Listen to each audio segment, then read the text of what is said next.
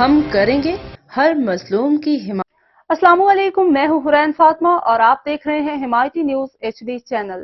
نظر ڈالتے ہیں آج کی اہم خبروں پر۔ کراچی SDPO ڈیفنس فائزہ سوڈھر کی پریس کانفرنس۔ ڈیفنس پولیس نے ٹیکنیکل بنیاد پر کارروائی کرتے ہوئے بینکوں کا کیش لوٹنے والے گروہ کے پولیس اہلکار سمیت 2 کارندوں کو گرفتار کیا۔ گرفتار ملزمان میں پولیس اہلکار سبحان علی اور نذیر احمد شامل ہیں۔ گرفتار ملزمان کے قبضے سے اسلحہ 1 لاکھ روپے نقدی، 4 موبائل فون اور 1 لیپ ٹاپ برآمد ہوا۔ گرفتار ملزمان نے چند روز قبل عدیل نامی شہری سے 6 لاکھ نقدی رقم، موبائل فون اور دیگر سامان لوٹا تھا۔ گرفتار ملزمان کراچی کے مختلف علاقوں میں لوٹ مار کی وارداتوں میں ملوث ہیں۔ ملزمان ملیر، نرسری، جمشید کوارٹر اور گزری کے علاقوں میں بینک سے رقم لے کر نکلنے والے شہریوں کو واردات کا نشانہ بناتے تھے۔